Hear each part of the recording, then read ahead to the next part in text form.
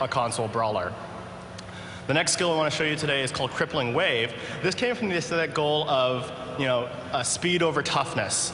And so we didn't want to make the monk just harder, more health or more armor, but we knew that they needed to have some defenses. So instead we focused on debuffing the enemies. So here we have an attack that slows your enemies on the first hit, applies a damage debuff on them on the second hit, and then refreshes the duration on both on their third hit, as well as doing a little extra damage. And so here you can really kind of see how our aesthetic goals are translating into gameplay. The third skill we have comes from the fantasy that came around when we went around the team and said, what kind of a skill would you love to see on a monk?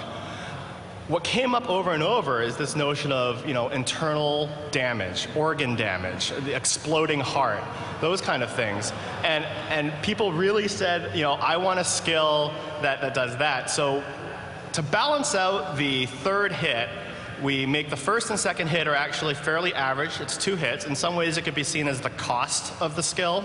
And then when you get to the third hit, you're hitting the mouse button for the third time, you place a dot bleed on the target. And if the target dies while that bleed is on them, they explode, dealing damage proportional to their maximum health to everybody near them. It's pretty cool. But now let's talk about the combo system. To combine these together, we decided that players would be able to use skills from any of the 3 stages and mix and match them. So that's how we can hopefully have room for both beginners to the game and veterans, where a beginner might just want to spam one skill over and over, and that's fine.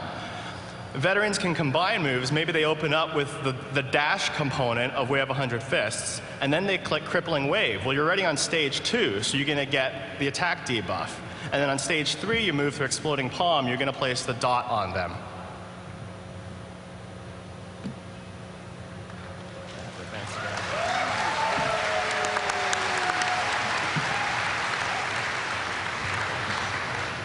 So we've got a pretty good background now, where the monk comes from, what he's all about kit-wise, and we've got some information about how he's going to play, and we've looked at a few of his skills. But to really finish him off, we're gonna need some special effects. We're gonna need some graphics. So I want to first give you a walkthrough of how we came about developing this monk's style kit. So the first thing is we wanted to get that feeling of martial arts action onto the screen. And so that means we, as effects artists, need to work really closely with the animators.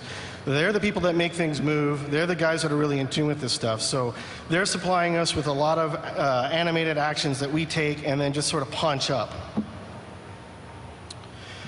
So the next ingredient in our kit is going to be, we wanted to get that holy vibe across.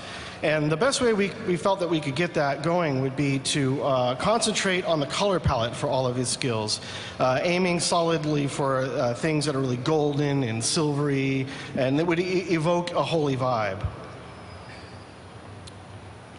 So the last thing is we really wanted to get across this idea that monks are kind of smart. They're learned. They spent a lot of time in monasteries before they're sort of going to walk the earth. And the best way we could think to kind of get that vibe across was to give them some runes and sprinkle that throughout what they do.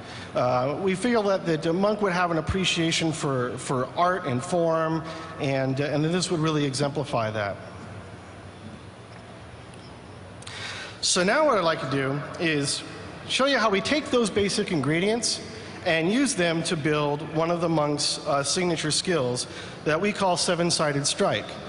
Now, this skill idea has actually been around on the team for a very, very long time, before there was a monk. It was really a skill waiting for the right hero to come along and take it.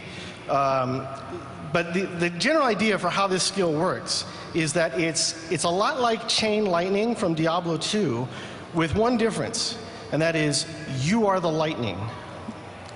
So what we want to do is go back to that original skill and kind of gather up the essence and move forward from there. So the way we did that is we started with just some nice stances and poses that we could get from the animators. and we just get some basic action on screen that we can iterate with. And then the next thing is, we talked about that holy color palette. I'm going to mix that in and punch up the way he looks and make him really bright and flashy. There was a time when we thought that this skill would be done in a shadowy kind of look, but when we really, that wasn't going to really support the idea of holiness. So we switched to this brighter, louder kind of take. So the next thing is, we had that stuff working, but the impacts really lacked something. You'd see the guy running into monsters, and he didn't really feel like much was going on. So we add some explosions, impact. Explosions make everything better. So the next thing is, we were like, well, we've got most of what we want, but you know, we talked about that 2D fighter feel. We thought, well, how can art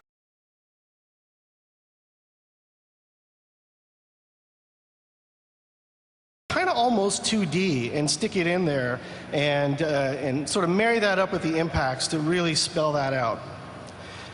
And the last little thing that we threw in was the rune.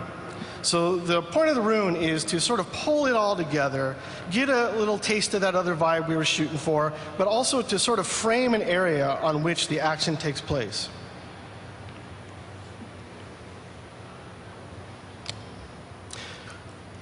So we haven't just been working on the monk.